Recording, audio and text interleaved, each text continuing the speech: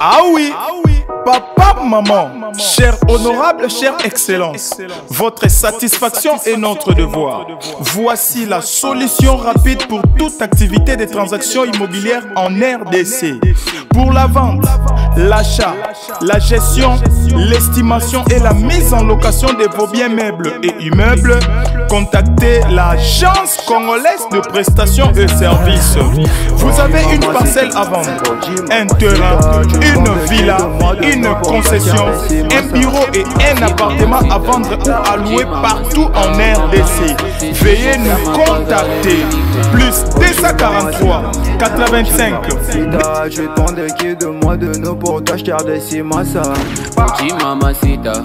Oji mamacita, en planant sans se dit je t'aime à travers les milingas. Quand je pense à toi, je suis pas allé, je suis BG encore. Tu t'en fous de mes reproches et de mes erreurs qui sont moches. La bonne j'arrange mes souvenirs dans la rue, je deviens rage. Quand je suis dans le Mbote libota nangai. Awa toye kota la résidence oyo lisusu eza na deux appartements. Awa tuza libanda tozolakisa avenue ndenge ezali et puis libanda ya lupango ndenge ezali. Donc lupango eza ya 12 mètres sur 25. Donc 12 mètres sur 25. Emplacement est bien. Eza vraiment musika makasi te na makadam donc bomoni afini ndenge ezali. Voilà taba voisin nyonso kuna liboso nde bomona. Donc awa tozana kinkole Plaza Quartier Canada. Tota na ndako bon tobeta masolo. Donc ato na kati ba minda o bomona o soki mulile koti epelaka bana panneau publicitaire, panneau électrique, donc panneau courant ya panneau ezali bana courant normal, donc à courant et qui n'a vraiment té. Donc espace auto mona o ezaya parking à mutuka ndeto calculaki ezaya 3 ou 4 véhicules. Donc au bino bomona na TV ezapé kara ba dimension, mais au biso to mona face to calculaki eza ndenge mususu. Ndako yango yango moni o eza étage nango. Donc ndako appartement likolo o eza appartement C. Voilà, donc mon ndako eza sika e uto tongama ba pavé nyonso eza mande ya sika ba mur to kota na kata ndako bomona to ke pe mpandi botala tala o epesaka idée na image ya eloko toye kotala. Donc ndé na lobaki a to na commune ya Ntsele, quartier Kinkole Plaza. Donc Kinkole Plaza, quartier Canada. Donc mon espace à parking les alinda ko tongami sika. Et donc ezana no vraiment maram tout ça qui toko nanu ndako oyo nanu batu balalite à part ka gardien à Kengela Mazalane libanda. Donc ezana deux appartements moko eza na likolo dans le premier niveau eza 3 chambres salon cuisine 2 salles de bain au côté na kati total et puis appartement ya C eza 3 chambres salon cuisine salle de bain. Donc eza etongama presque la configuration moko 3 chambres. Donc a to tara non na C avant to mata au total la toilette visiteur ou la toilette pour na ba visiteur. Donc etanda kwa sika bomona bilo nyonso eza sika. Donc ba cuve yango wana muleke lai. Donc toto leka et puis to malibanda a to bal ko zungi na ndenga liboso esika entrain ndako ezali potoko taper dans la salon tota nanu.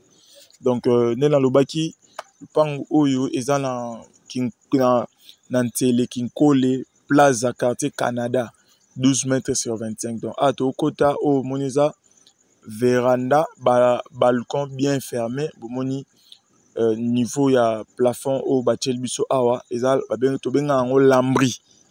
Donc niveau basali art baminda o bomona oyo epela na télécommande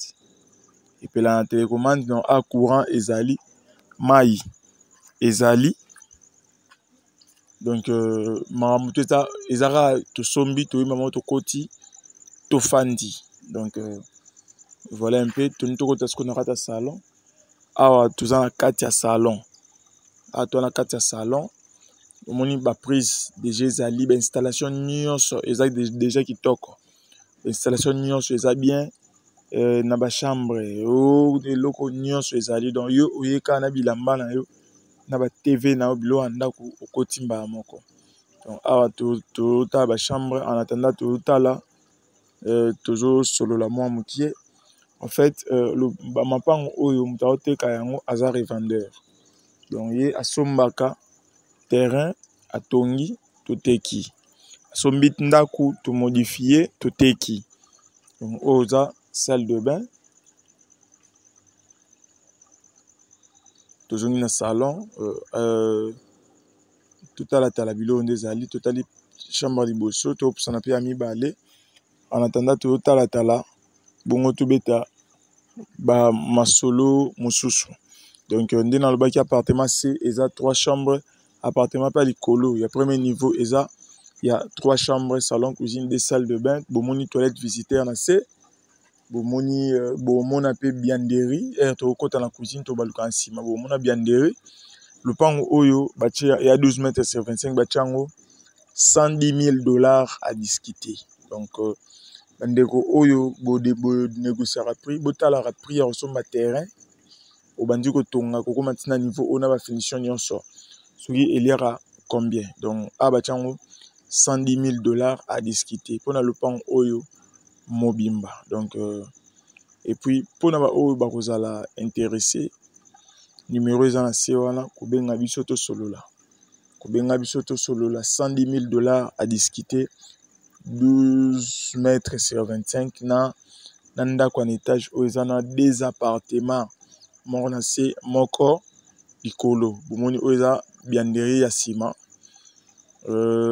pona babone kolamba kotsukama basani na ndenge ya sima. Donc installation mai déjà OK, courant kitoko na mutu a kitoko le pont msika te eza msika makasi te na makadam eza na emplacement ya bien etongami pe bien.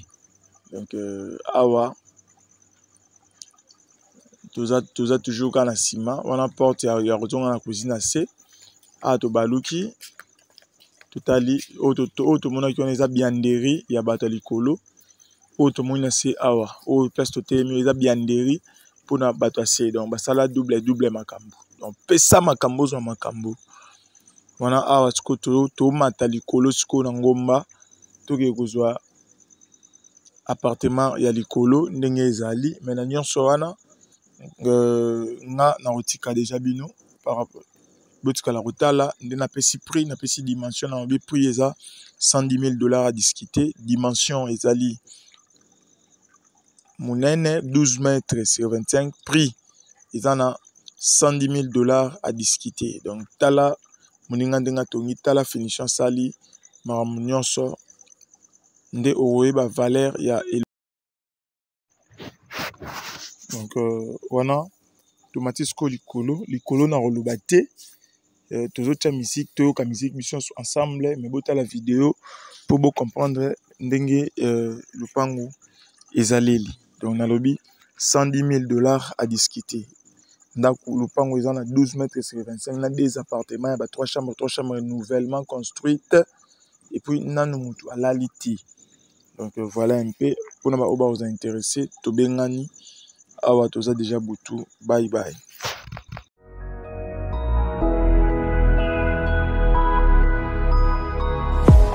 Ah oui, papa, maman, chère honorable, chère excellence, votre satisfaction est notre devoir. Voici la solution rapide pour toute activité de transactions immobilières en RDC.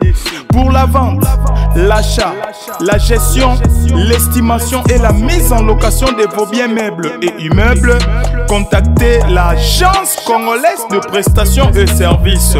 Vous avez une parcelle à vendre, un terrain, une villa, une concession, un bureau et un appartement à vendre ou à louer partout en RDC. Veuillez nous contacter.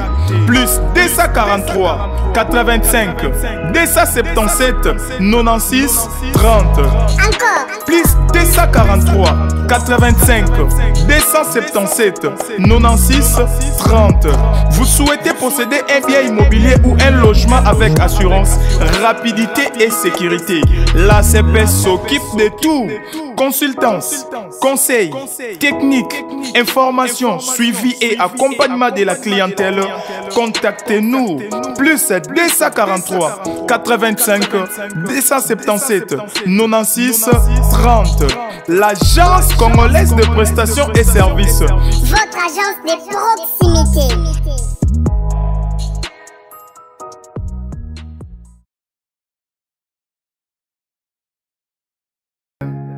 Esto es melodía.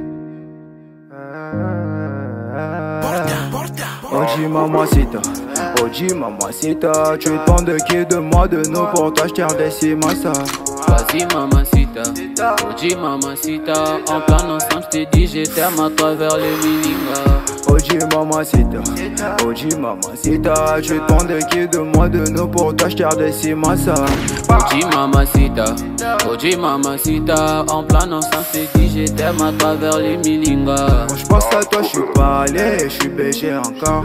Tu t'en fous de mes reproches et de mes erreurs qui sont moches. La bonne j'arrange mes souvenirs dans la rage de garage. Quand je suis dans le bloc, bébé avec je pêche. Oji mamacita, tu demandes de qui de moi de nous pour t'acheter des cimassa. Vas-y mamacita, Oji